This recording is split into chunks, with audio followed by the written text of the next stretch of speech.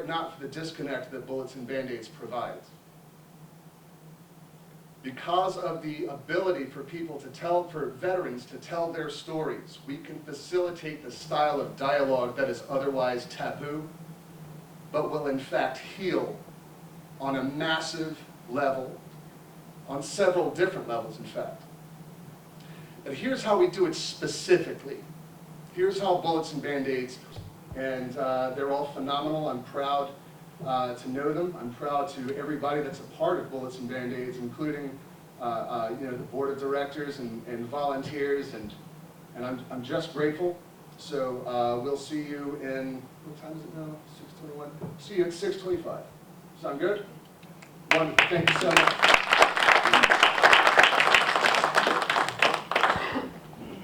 You walk through, there's three perspectives in it. There's the veteran that actually experienced it, there's the writer who wrote the story, and there's the artist who interpreted it into some kind of visual work.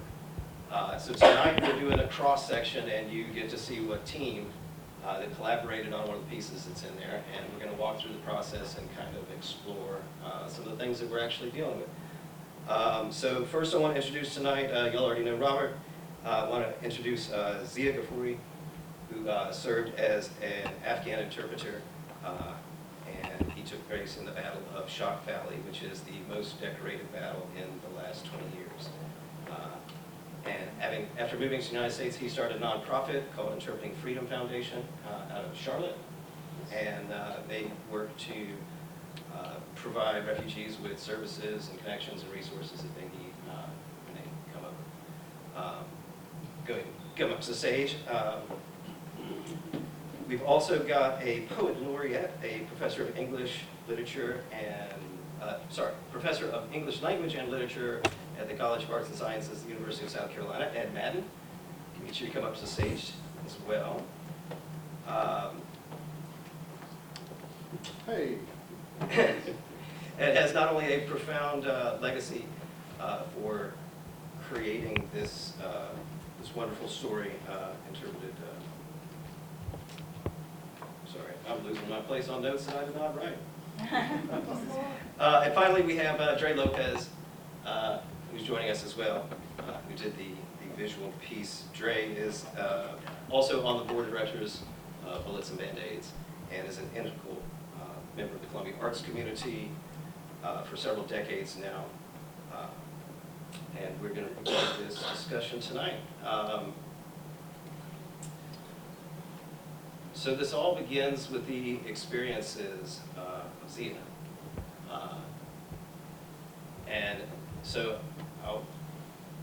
this begins, I guess, back in 2001. I mean, your entire life has been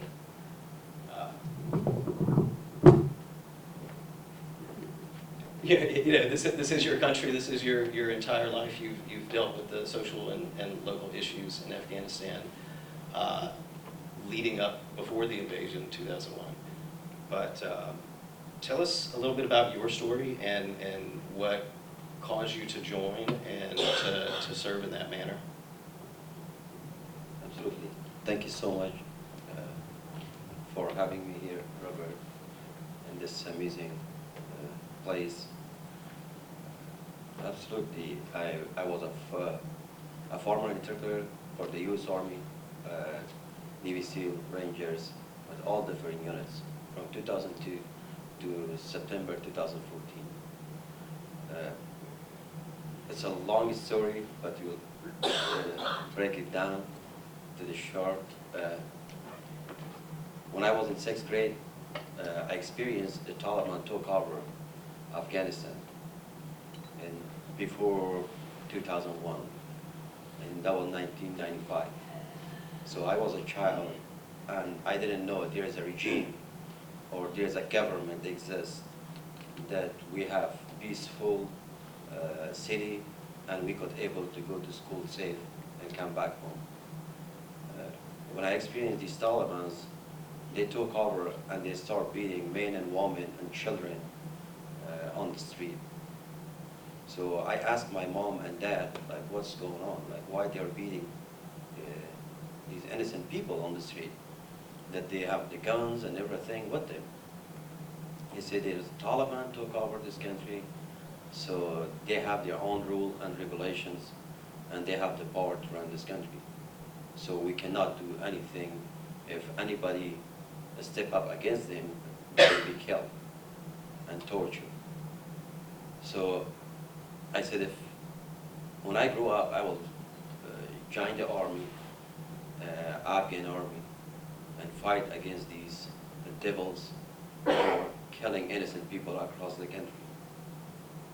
So then we took our decision to leave the country, immigrate back to Pakistan. So I keep continuing my education in Pakistan. I started to learn different languages if I could able to travel outside to speak those languages, and I could solve those issues or anything comes up in front of me. But I didn't know one day the United States will come to Afghanistan and fighting against those devils that they are killing our innocent people. So when I heard in 2001 that the United States Army came to Afghanistan, and our family took the decision to leave Pakistan, come back to Afghanistan to start our regular life. When I see the situation in Kabul, in Kabul city, Afghanistan, this is the capital of Afghanistan, Kabul.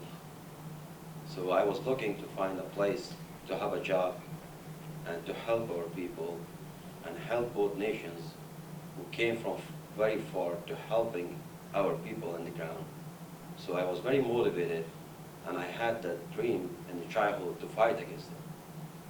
So since then, I started working from 2002 to September 2014. We were in the front line and fighting against them every day and night. We were looking and to find those Taliban who are destroying the country, who are not letting the women to go to school to have educations, but they are not thinking. Their moms are also a woman. They have a sister, but they're not paying attention. If their sister gets sick, so where are they going to take their sister or mom? But they are banning the woman's education down there. And they were doing that before, and right now, as you guys are witness, the same thing. They never change, and they will never ever change. So we have been going through all kinds of high-value targets. We fought in front line, not just me, every single allies who fought shoulder to shoulder with our men and women in uniform and fought for both nations and gave all those sacrifices. And they left their own country with nothing. And today, they are reselling across the United States. So in 2018, me and Blade, my buddy, that we used to work together for 12 years with the U.S. Army Special Forces, we started a non-profit organization. As we experienced it, me and Blade, we experienced this when we came here and we didn't find a place to live. So there was no one to...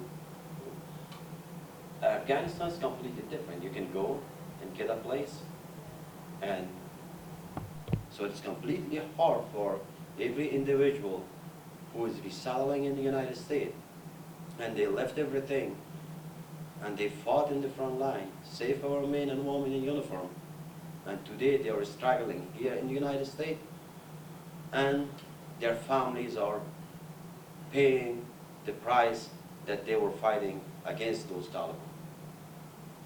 So in both sides, they are getting hurt, and there's a lot of depression, stress, PTSD that they have because they were in the war for decades, and their family, their loved ones left behind.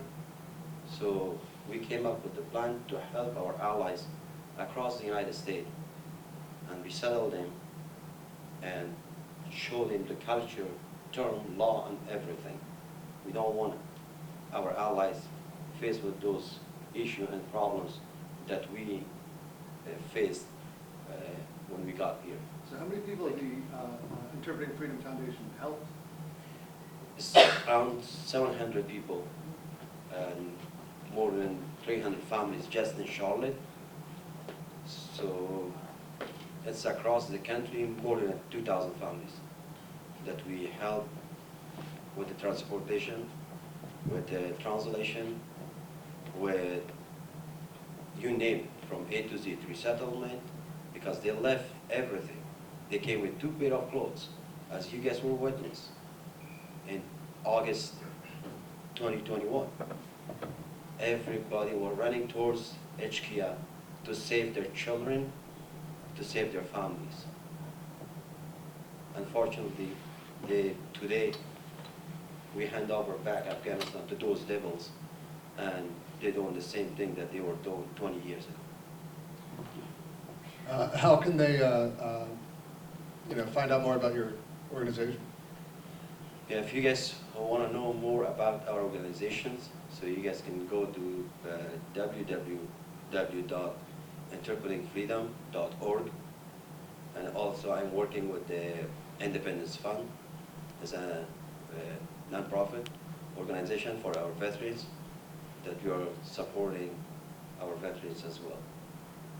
Yeah, man, like reaching out to you was incredible. The Independence Fund also, they were the ones that pointed you out, and so approaching you, I had no idea what to expect, and it's been wonderful. It's been entirely wonderful. I'm so grateful to you and to your organization. I think you and I, share some of that frustration, I'll say. And so, yeah, you being here right now and telling your story, and the way that you told it, because like we were interviewing, I was interviewing him at the time, and it was unfettered. Like there was no pretense to it. There was no need for there to be. It was just, here's the truth, and no posturing, no I'm awesome because of this. Even though he was given not consequential, but conciliatory. He was given a Purple Heart that wasn't recognized by the VA because he wasn't in the American Armed Forces at the time. He wasn't an American citizen at the time. So he doesn't get any VA benefits or any of that, and has just, been through as much as, any other veteran could be. And it's incredibly impressive that you're doing what you're doing, and I'm so grateful that you took the time to be a part of this. It's a big deal. It's just a continuance of the same style of courage that seems to be a skipping stone throughout your life. So, yeah, bless you for it, man, sincerely. Thank you. Thank you. This leads us right. This leads us right into Again, that seems to be restrictive. I think we want to approach the style of people that want to learn and grow and have the style of humility where they can put their ego down and focus toward the task that they have. And I think it's funny because we are trying to run the gamut of human experience. How many people have said they don't have a story to tell? I had a veteran at one point that said, I don't have a story for you. When I was, I didn't even want to join Vietnam, but I had to. And so I saw things that nobody would want to see, and when I got out, I got spit on.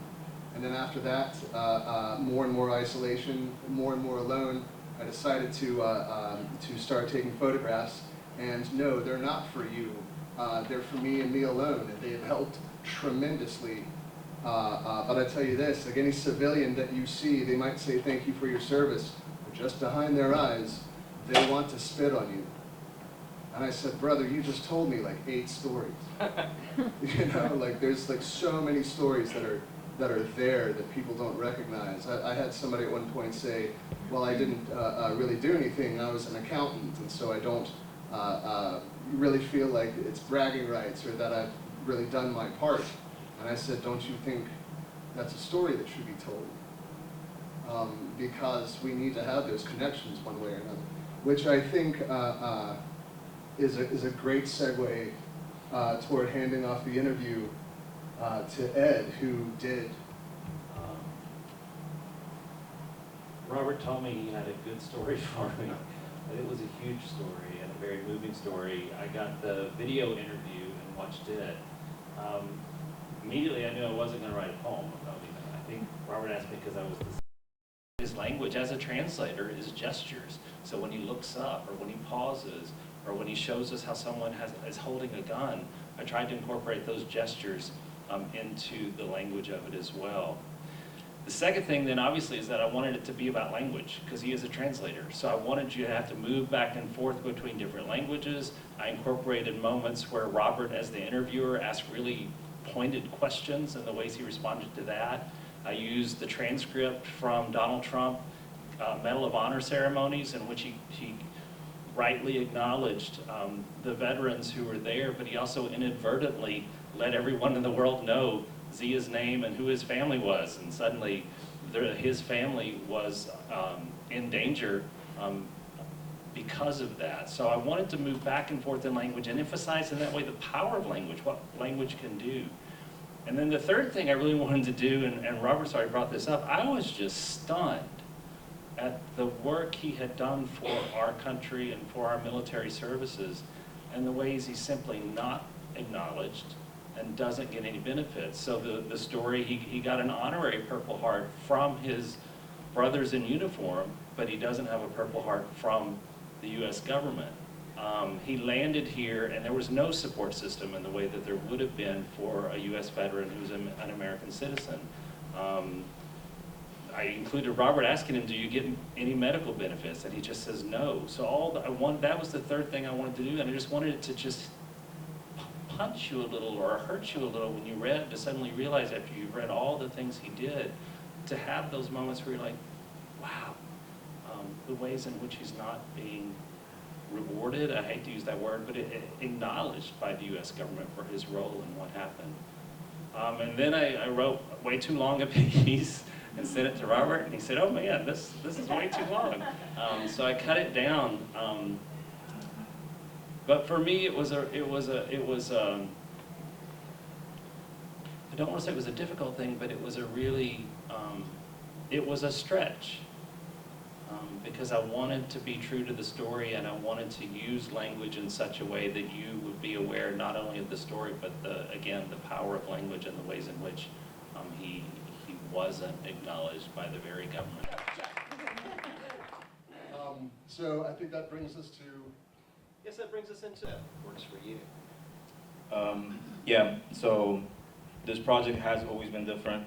I've partaken in different forms since the inception of Bullets and Band-Aids. This is the third time I've created a piece off the story of a veteran, and I think the challenge, not necessarily the most difficult thing as far as I don't want to do this, I don't want to mess with this. The challenge of it is, as you said, as a visual artist, you input a lot of your experiences, your learned views applied to what it is that you do.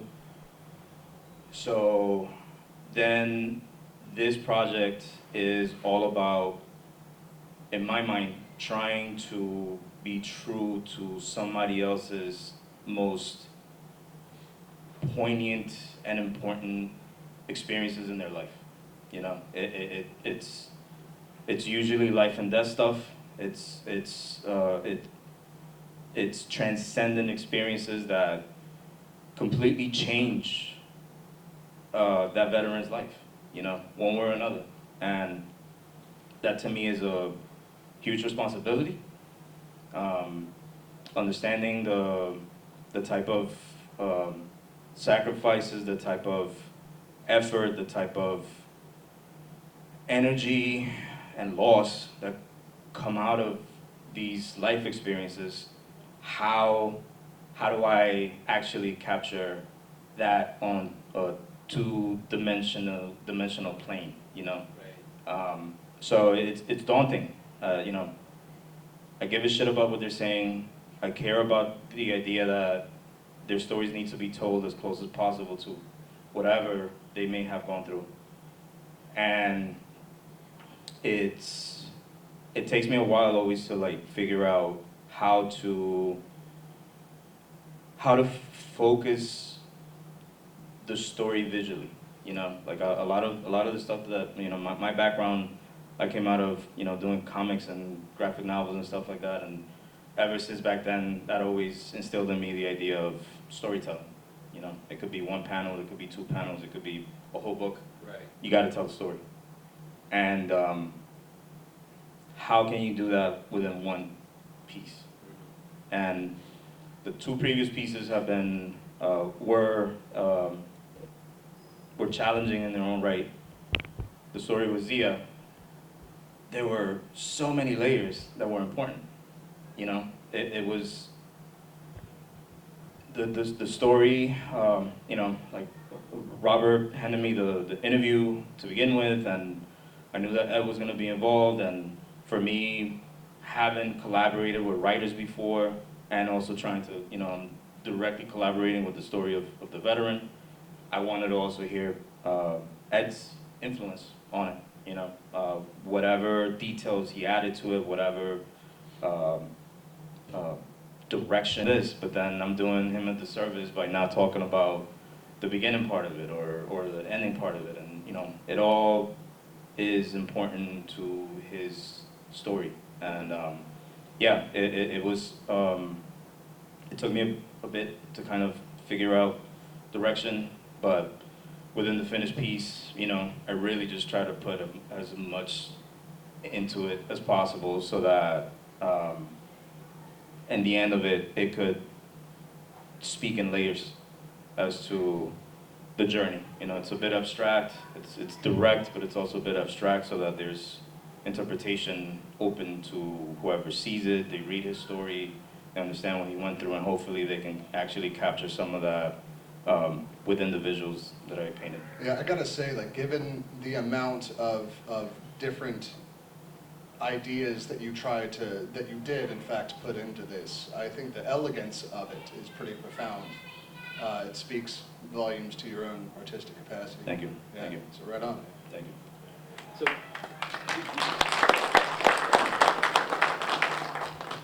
So, with collaborative projects, right, with writers and artists, was there a sense that it was clicking in? Did I get it? Did I get it right?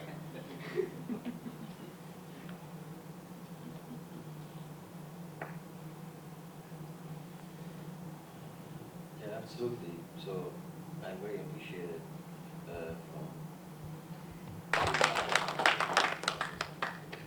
Oh, yeah, do you have anything to add? I actually love that it was a video interview rather than an audio, just because I could see Zia's face, I could see the gestures he did, I could see Robert's face and hear what Robert said. So there's a way in which the energy of what they did, telling the story, helped guide me to think where are the most important things that should be in this. Things we learned with COVID. So then once the piece gets created, you know, we had a pop-up tour this year, and then we have this wonderful exhibit here at the Museum Park. Just, I don't mean to interrupt. Yes. Shout out to Jackie Adams. Bless you for it so much. This CMA has been a dream since 2019, and we're here now, and that's just, it's fantastic. So thank you so much. Yeah. Your story when it's on an interview and you know that there's going to be 2 or 3 other people that are listening to it, but then when you walk in a room and you know that everybody has already read through your story, and this is true of all of our participants, you know, when you meet them, they have offered up something extremely personal of themselves for our understanding. But as this tour began, people say, Robert, I knew you were on all of the tour dates. Dre, I know you were on a few. Zia, you've been at our events before, and you were at the opening this time, right? Yeah. Yeah, we actually shook hands then too, yes, yeah. So, Robert, if you want to start with just kind of some of the reactions that you've seen from other people and other veterans. Sure, I think a lot of people when they hear Bullets and Band-Aids and that we're a veteran-centric art therapy nonprofit, that they think, oh, okay, so you get veterans to do artwork. And that's an entirely justifiable thing. Like, there's a lot of alleviation that comes from expression in ways that, that only art can do. But I've found a recurring theme being that people are blown away by the idea of what it is that we are in fact doing. So by the way, like, pass that around because it's hard to get that point across. But yeah, like, you know, that one Brett Kavanaugh who said I wouldn't have, was it Kavanaugh? No, Brett. Okay, so like, who said I wouldn't have been able to tell my wife the story were it not for the disconnect. We actually had somebody from Volume 3 that said, I wouldn't be here right now if it wasn't for the people I met through Bullets and Band-Aids. And, you know, that's a very real yet nebulous thing, because you never know the style of impact, especially if you give someone the book or you put it on a coffee table or something like that. It might have an impact in ways that, that are incalculable. So, yeah, I'm very proud to be a part. I'm very proud of the company that I'm keeping. And yeah. Cheers. Give that to you just in case. It's impressive, it's courageous, it's heroic, it's profound. Thank you. Thank you. Yeah, we have a few minutes if anyone has questions or comments. John? You know we eat crayons, right? Yes, sir. So some of us know a lot about Ed's career. And Ed, you said you wrote a longer piece that you had to then edit. In the process of doing it, did you think about writing something more about your experience doing this? I am now. Between his question and Chuck's question, you're like, hey, maybe there's a book in this. There actually is one really good book on the Battle of Shock Valley, but I don't know that they interviewed you because they talk about you, but never you. I don't think they interviewed Zia because they talk about you, but they don't use your voice ever in the book. Yes, so at that time I was living in Afghanistan. Oh, okay. So I was working there, like, Gotcha. at the base. So 14 years straight, I was in the front line. So after 14 years, I came back. So our teammates were coming back to see their families. Gotcha. And had a break like for 6 months or so. Then we had another team to replace them. So we were going over the same missions and the same firefight that we had every day. So that's why I was not here. So when I was in Afghanistan, I heard that there's a book, No Way Out book, Yeah. Way Out. about Shock Valley. Yes. The thing they say that struck me, and I incorporated into the essay, is Zia explained that he didn't get the benefits and didn't get the Purple Heart because he wasn't wearing the uniform. And they say the reason the translators were targeted by the snipers at the Battle of Shock Valley was because they were wearing the uniform. Just the juxtaposition of those two phrases. Yeah, absolutely. The uniform, like about the interpreter, so they didn't sign the contract with the U.S. Army. So that's what they said. Most of these interpreters are not getting eligible for all the benefits that the Army gets, but they have done same thing that they were in the front line. They did more. They were advising, they were fighting, and they were like telling to the civilians what to do, telling to the Afghan army and police to where to shoot, like that they don't get in conflict between each other. So you could focus at the mission that you were surrounded by 200 people and you control the whole battle, but you're unknown. Because if you were a special force or a Navy SEALs, but still you were listening to the interpreters that he was with you, you get the answer from him. like what the Afghans, governments, or soldiers that they are, which you go together the missions. So you need to have the same plan. That plan need to be succeed in the ground when you are going. So there will be no any miscommunication, not any mistake comes, because the mission will get failed. So from every angle, our interpreter were focused on every single details. So that was very important, because that's a life and death when you go on, especially in those kind of mission, high body targets.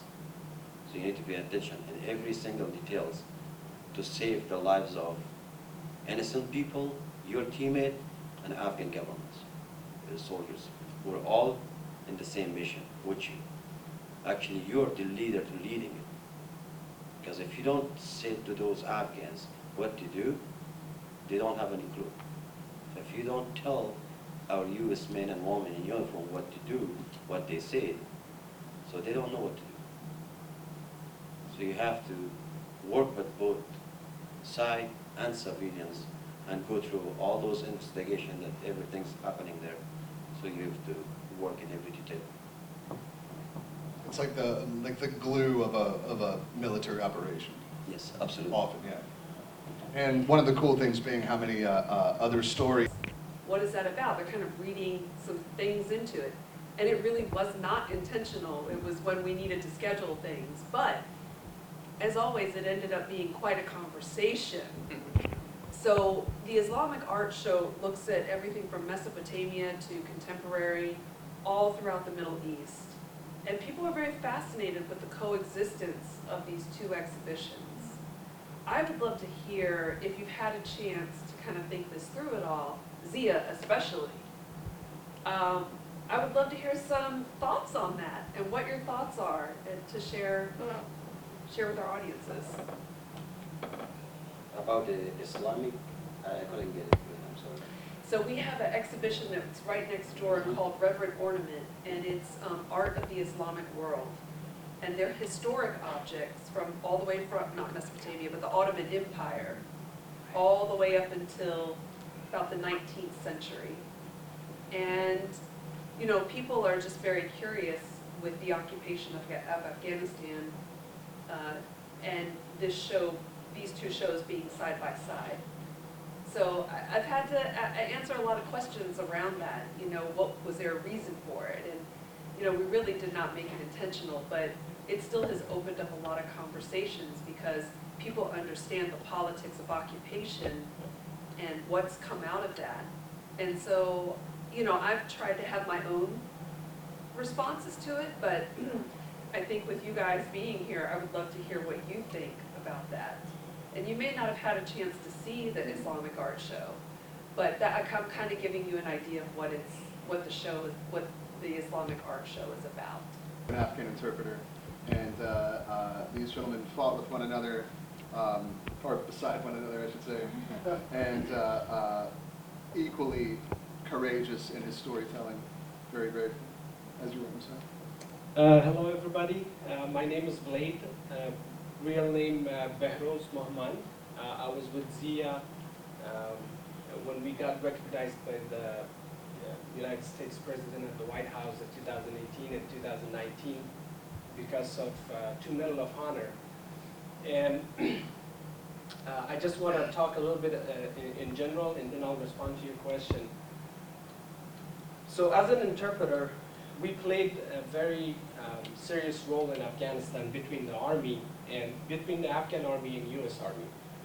So like Zia said, over there, when 1996 or 1995, when the Taliban came to Afghanistan for the first time, we were a child. I was out of school, he was out of school. We didn't even have any idea of what's going on. And then later on, some people got immigrated to different neighbor countries like Pakistan, Iran. Myself, I had to, so we had to go through the whole regime of Taliban in Afghanistan. Even we witnessed when the U.S. started bombing them. And in 2001, when the U.S. Army came to Afghanistan, that was when we got opportunities to go study English and learn different languages. And then I became a translator in 2003. So some people who recognizes what we have done, we have played a very serious role between two nations' army. Like, we were the tongue of both countries. Like, especially, we call ourselves combat interpreters. Especially in the combat and translating and having a responsibility while you're receiving fire from all around you. That's a difficult situation. And at the same time, when I started, I was 17. I didn't even have beard or mustache, nothing. I was a kid. I was a baby. Even some people. So there's always 2 or 3 or 4 interpreters, and everybody's assigned to their. Because when you go out of the base to do a mission, there's a sand table that they assign you exactly what you do. So on Shock Valley, that we used to scan the Taliban's channels to translate to see if they can see us, or if they're about to attack us, or something like that. And then at the same time, they were telling us, okay, tell the platoon commander to put 2 machine guns over there. You know, tell this guy to do this. And then at the same time, you would see somebody else from the Afghan side is calling an interpreter, like, hey, can you tell this guy that there's somebody shooting from there? Have the, the JTAG guy to contact the Air Force or the aircrafts above us to go, like, hit this area or that area. Like, it was a difficult situation. And then at the same time, because of the Shock Valley mission, before Special Forces used to wear ACUs and DCUs. Nobody was wearing BDUs, so there's 3 types of uniform in the Army, ACU, DCU, and BDU. And the Afghan Army were always wearing BDUs. And then Special Forces had DCUs on. And then when on Shock Valley mission, they were only targeting the people who had DCU uniform on. And then also, Taliban had a call sign. They named the U.S. Special Forces Indians, that was their call sign. And they named the Afghan Army eggplants because Afghan Army were wearing green berets and they looked like an eggplant, and then Special Forces were growing beards and stuff, and then they would call them Indians. So we would hear on the chatter, on the scanner, that they would say, like, hey, the Indians are here. So that was their call sign to tell everybody to hide. He got homeless. I got robbed in my 2nd week, and I lost my child, and I didn't even have money to bury him. I used to live in California when I came here in 2012. And that's why we created the Interpreting Freedom Foundation. The stuff that we have been through, we don't want any added policy that you have to follow. And if you're not familiar, you're lost. And that's what we created this organization to basically be able to explain to everybody when they come here, to at least give them a hint, an idea of what's going on. And myself, I used to tell my stories when I came here at the U.S. I started working for a security company, and then there was a lady, Asian lady, asked me where I'm from. When I said from Afghanistan, the only reaction I heard from her was like, oh, da-da-da. And I was like, what do you mean by da-da-da? And then she's like, oh, there's war, there's Taliban, suicide bombing, this and that. I was like, I understand. But you never know what I've been through. I used to put U.S. flag in my chest before I come to this country at 2003. And we came here, once we came here, and then we went through a lot of these hardships. And a lot of times when I used to tell my stories to people, people would tell me, like, trying to kill myself or do suicide, Let's bring it out, let's share it, let's have somebody else to learn from that experience. And that's all our intention. And of course, U.S. is our 2nd home now, and we also want to give our best. Like when we were in Afghanistan, we used to tell our team guys that we're here to catch a bullet for you. So we are still catching a bullet for this country because this country hugged us, gave us his citizenship, and now because of this country, we have been recognized. Otherwise, we're just a traitor to our countries. Some people, they don't know.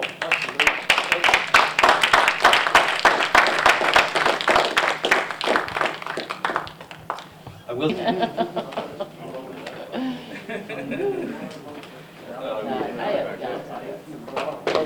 Okay, so I am here with Robert Leheup. That's correct. Okay, can you spell your last name for me very quickly? Leheup. Okay, perfect. And you are the founder of Bullets and Band-Aids? The founder and director of Bullets and Band-Aids. Sure. So I was listening to the podcast, and you said that you had started, I don't remember precisely, but it was like a poem or something, and it was supposed to be a suicide note initially. Oh, yeah. And then that became your impetus to kind of come up with the idea for the charity. Can you speak on that a little bit? Well, it wasn't necessarily intentional for me to write. It was a graphic novel, so Sure. it wasn't intentional for it to be a graphic novel. I just knew that I needed to get my story out, to exercise it somehow beforehand. And then once I realized the amount of alleviation of pain that I felt, I realized that this could actually solve a lot more problems than people are acknowledging. I think these feelings of isolation, which bring people to things like suicidal ideation, would be remedied by having open dialogue, by the nature of it. So that's why. Sure. And when did you found Bullets and Band-Aids? What year initially? We became our own nonprofit in 2019. Beforehand, the first time I had done this was in 2012, and then the second time was in 2016. Both of those were to raise money for other nonprofits. Sure. And how did you, I guess, get in collaboration with Columbia Museum of Art to get the art into the museum and to create this exhibit?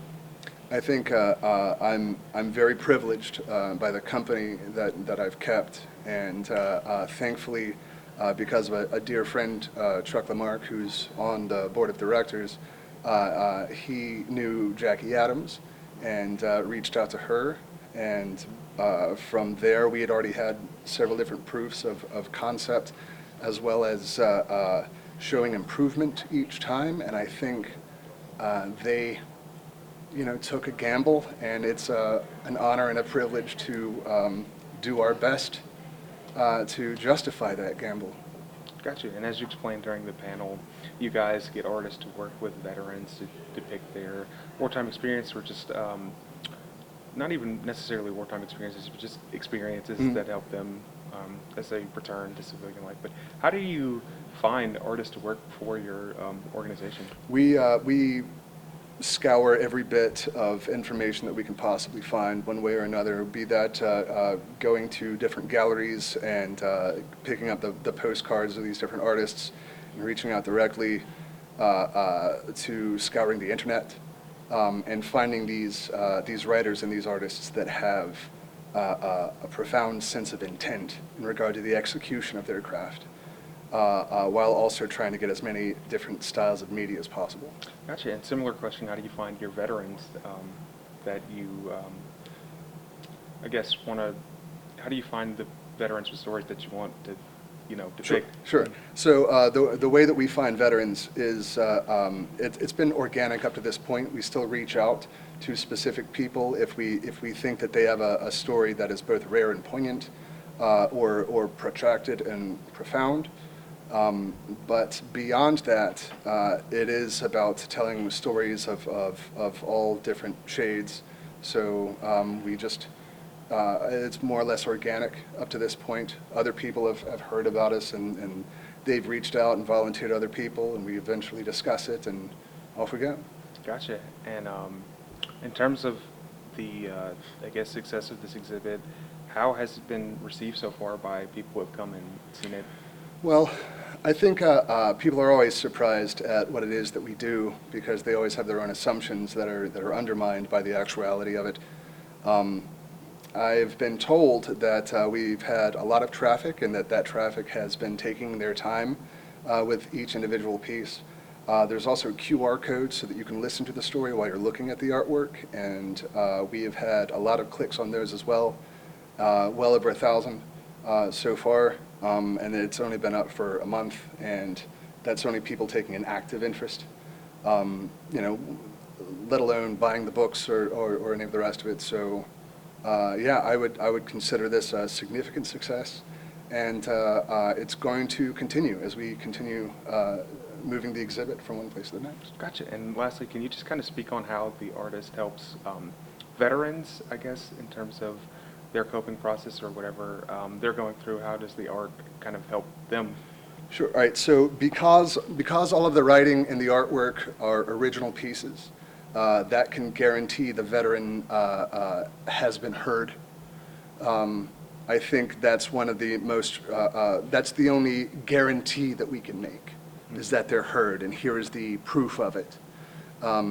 Beyond that, I think the sensory metaphor that artwork provides is profound. The sensory metaphor that art provides is the sort of thing that is universal, and you don't need to necessarily speak the same language. But to be more poignant and more exact, we also have the written word as well, so that we cover as many different levels as possible. Gotcha. One last thing, I'm sorry. Sure. And when you first started the charity in 2019, is that correct? Did you ever envision that it would become as successful and as big as it has become? To answer that, I'll just say I think we're off to a good start. Gotcha. Thank you so much. I appreciate it. Thank you. Cheers, brother.